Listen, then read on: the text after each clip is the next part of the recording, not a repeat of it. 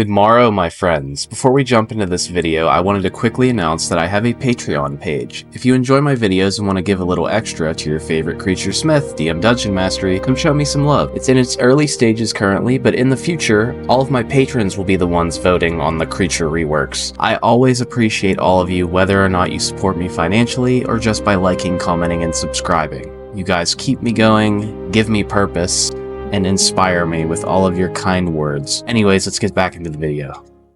Creature updates. Okay, so this is going to be a creature patch notes, if you will. I am going to be showing you guys just what I have been updating on a lot of the creature stat blocks that I've released somewhat recently, some are a little older, just to show you that I have been listening to your criticisms and feedback. I would like to start off with the animated armor, since it is the most simple change. So with our animated armor here, I did slightly update the wording on lightning absorption and anti-magic susceptibility. It's a little bit more easy to understand with how it's worded now. Lightning absorption just straight up says, when the animated armor takes lightning damage, it instead regains hit points equal to the damage dealt. Makes it a lot more simple to understand if you're newer. And for the light crossbow, somebody had pointed out that I should just make the range 60 feet to avoid confusion. So if you're out there watching this, I listened to you and I did exactly as you said. I made the range 60 feet, so now it shouldn't make anybody confused with how animated armor's blind sight works with their ranged weapon. They can only see you if you're within 60 feet. They should only be able to shoot you from range at about 60 feet. So that's about it for the animated armor. Okay, so next on the chopping block, we have the hook horror changes. So I had to fix incorrect wordings under the latching hooks ability. I had it originally as on a 3 to 4, the hooks remain uncaught, but it's actually supposed to say on a 1 to 4. That was my mistake. I had originally set, instead of a D6, it was a D8, so I believe I had an extra line of numbers in there somewhere, and I forgot to switch it back, so somebody called that out, thankfully, a couple weeks ago, so I'm here to fix it. Now, the last thing that I changed was under Deafening Shriek. I just did a little visual change, and I made the flavor text italicized, so now it's easily separable from the ability, so when you're reading through it, it's easier to determine where the actual ability starts. That's gonna do it for the hook horror. Let's move into the Cyclops now. He had a bit of really outdated wording compared to the giants, so by the time I had updated all of my giants, the Cyclops was falling behind. So I updated most of the wording on his abilities to be more in line with my other giants. You will see under the bonus actions, I removed a lot of his abilities, I switched some stuff around, so he doesn't have Crush anymore.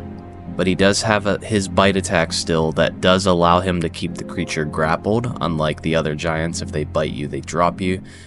The hill giant's the only one that will eat you. Now, the Cyclops is also one that will eat you, but the Cyclops is probably more likely to eat you out of a brutality shock tactic than a hill giant is to just eat you because they are hungry.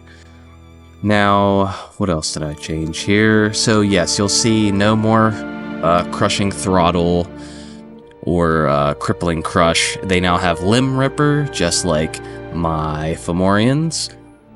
Sorry if you guys liked the other two abilities, but they did take up a little bit too much space. And limb ripper does pretty much the same thing, just more concisely. And it actually does more damage, so Cyclops does more damage with that.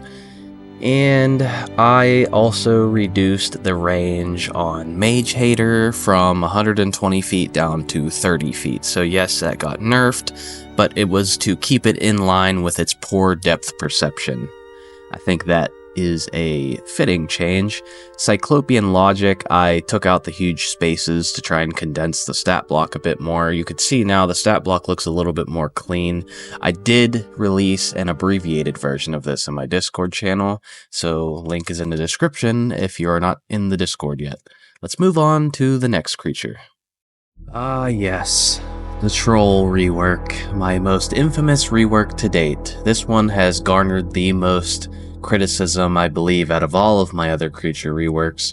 It had a lot of problems when I first made it. It was very bulky, very annoying to run. A lot of people said that it was not my best work, but I think now it is in a good spot where it should be. So I listened to a lot of feedback about the Troll Fever being a bit too strong. I did make it easily curable with lesser restoration now, so if we look at Troll Fever, it has been removed from the bite attack under the actions, and it's been created as a separate trait with a little bit of lore behind it, so you can really take the Troll now and build it into your world easier. So Troll Fever now states, Troll fever is a virulent disease carried by trolls in their saliva, characterized by jaundiced skin, large warts, and pus-filled wounds. Giants and humanoids are particularly susceptible. And then it just says all of the things that Troll Fever does, but it's been reworded to be more simplistic and streamlined. You'll see that now you make a DC 16 con save at the start of each of your turns, and then if you fail, you take 3d6 poison damage and you gain 1 level of exhaustion. Your maximum HP is reduced by the damage dealt. If you succeed, you take half damage and you gain no exhaustion. However, your hit points are still reduced by that amount. And then it says you die if you reach 0 hit points. But the disease persists until cured by lesser restoration now, but you could still do that medicine check if you have the Ilara's Balm to cure it with that also. You will have to take the time to gather the ingredients for the Ilara's Balm in the Ilara's Sage. So that's something that the Dungeon Master, you as the Dungeon Master, I should say, because players aren't watching these more than likely, are going to have to sort of tell them that they need to get this. Let them make a nature check, a medicine check, beforehand going into fighting trolls. If they have a book that says, the Book of Trolls, the thing that tells you how to defeat trolls, mention Troll Fever, and mention Ilara's Sage can be mixed into this balm that can cure Troll Fever, but mention and emphasize that Troll Fever is very dangerous, very deadly, and it should be taken very seriously when you're going to fight a troll. The Loathsome Limbs troll is exactly the same way. I took Troll Fever out of the bite and I put it in its own little area under special traits, so the troll is in a good spot now. I don't think it needs to be changed anymore. I think it's perfectly functioning, good rework. Me likey, good troll rework. Okay, so let's get to the next one now.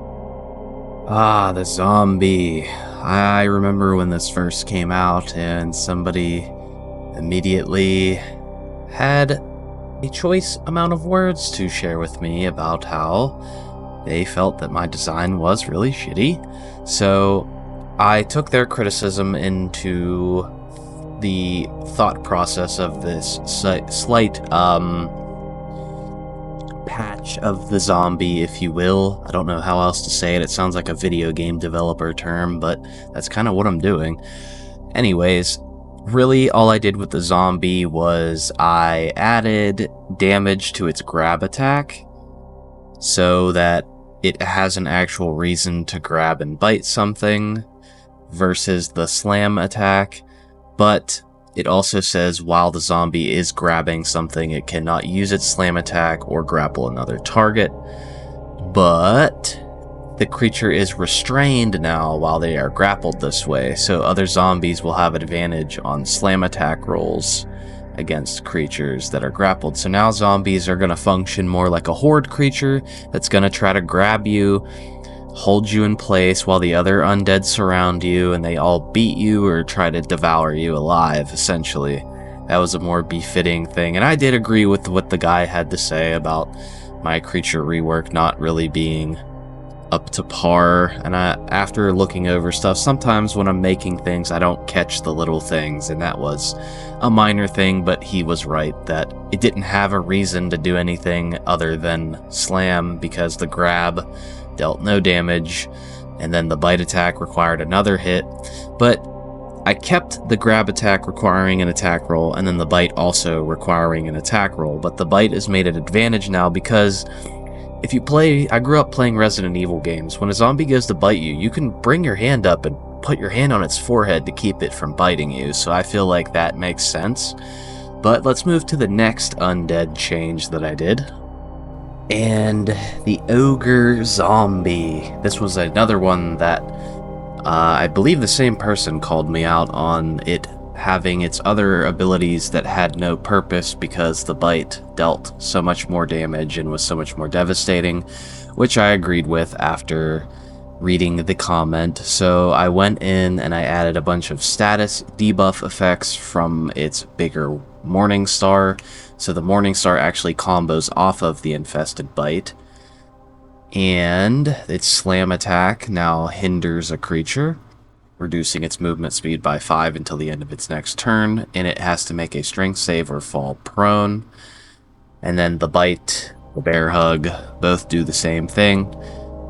I did also add a interesting thing. This was another thing somebody suggested, that with the infestation on this ogre being rot grubs, and you use fire to get rid of rot grubs, I have it so that if the zombie is reduced to, well, actually, if you deal fire damage to the ogre while it has the infestation, every 10 points of fire damage dealt reduces the number of rot grub swarms by 1 for every time you hit it. So whenever it procs the rot grubs to spawn and you roll the d4, for every 10 points of fire damage, no matter what you roll, so if you roll a 4 and they dealt 40 points of fire damage, you take a swarm off for every 10 points, but it's a minimum of 1 swarm, so at least 1 swarm of rot grubs will come out each time you trigger it to happen. So when the ogre dies and the rot grubs come out,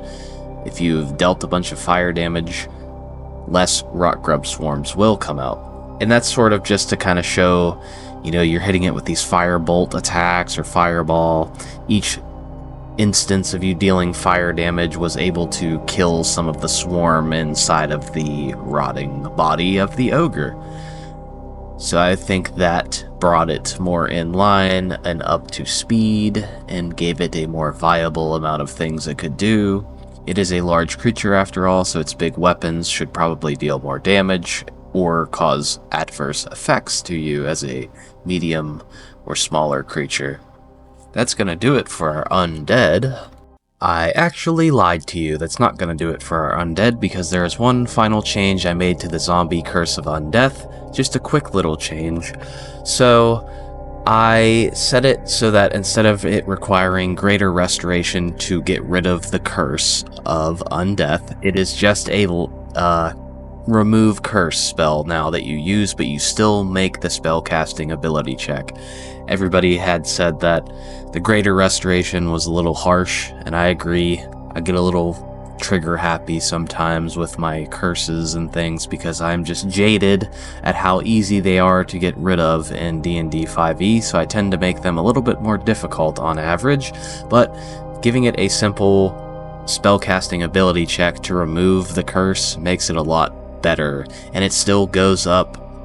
The DC goes up with each subsequent failure, so eventually you will run out of spell slots and you will succumb to this curse if you keep failing the ability checks. Now that will do it for our undead. Alas, we have reached the outro. That is going to do it for this round of patch notes for all of my monsters.